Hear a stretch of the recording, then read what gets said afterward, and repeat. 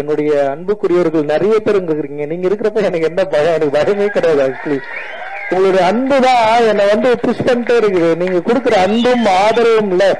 சரி, நம்ம சில டைம் வந்து நம்ம மேல சில வன்மம் வரதான் செய்யும். ஆனா அதுக்காக வந்து நம்ம வந்து வெறும் வன்மத்துக்கு பதில் சொல்ற இடத்துல நம்ம நின்னுட்டோம்னு வச்சுங்களேன், நம்ம காலி ஆயிடும். அதுதானே வன்மம் வந்து விரும்புது. ஆனா அப்படி இல்லாம அதை விட அதிகமா அன்பு போகிற நீங்க இருக்கிறப்போ நம்ம ஏன் வந்து கவலைப்படணும், நம்ம ஏன் வந்து இன்னொரு பாதையை நோக்கி போகணும் அப்படின்னு இருக்குதுல்ல. ரொம்ப ரொம்ப சந்தோஷம்.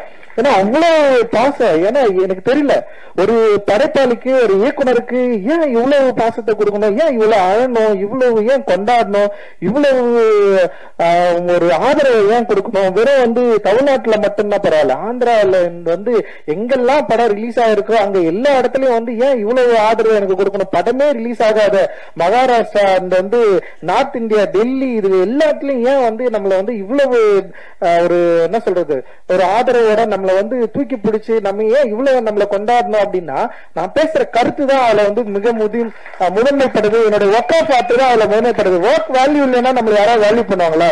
நம்ம என்னதான் பேசலாம், என்னதான் பண்ணலாம், ஆனா ஓனா ஒரு படம் எடுக்க தெரியலன்னா எல்லாரும் தூக்கி போட்டு போயிட்டே இருப்பாங்க. அப்ப நம்முடைய ஒர்க் ஆஃப் ஆர்ட், நம்முடைய கருத்து, நம்முடைய சிந்தனை, நம்ம இந்த மக்களுக்கு கொடுக்க விரும்புற அந்த அன்பை சரியா புரிந்து கொண்ட பல லட்சம் பலாயிரம் கணக்கான மக்கள் நம்ம இருக்கிறப்போ நமக்கு எந்த கவலையும் இல்லை அப்படின்றதுதான் இந்த தங்கலானுடைய வெற்றி வந்து எனக்கு வந்து கொடுத்திருக்கு. ஒரு மிகப்பெரிய உற்சாகத்தை வந்து எனக்கு வந்து கொடுத்திருக்கு அப்படின்னு நான் நினைக்கிறேன். இந்த வேலையில என்னோட ஒர்க் பண்ண எல்லாருக்கும் நான் நன்றி தெரிவிச்சுக்கிறேன். குறிப்பா என்னோட திரைக்கதையில வந்து எனக்கு கூட ஒர்க் பண்ண வந்து தமிழ் பிரபா பேசுறப்ப ரொம்ப சூப்பரா சென்சிட்டிவா சில விஷயங்களை வந்து அட்டன் பண்ணாரு. எனக்கு என்னன்னா கேட்கறதுக்கு ரொம்ப பிடிக்கும், படிக்கிறதுக்கு ரொம்ப பிடிக்கும். ஆனா அது திரைக்கதையில உருவாக்குறப்ப நான் என்னன்னா அதை எங்க பயன்படுத்தணும், எப்படி இருக்கணும்ன்றதுல வந்து ஒரு பெரிய ஒரு என்ன சொல்றது, அதை நோக்கி வந்து ஒரு பெரிய பயணமே எனக்குள்ள இருக்கும். அது வந்து ரொம்ப தனிமைப்படுத்தப்பட்ட ஒரு பயணம். அதுல இருந்துதான் இந்த எல்லாமே வந்து ஒர்க் ஆகுதுன்னு நினைக்கிறேன்.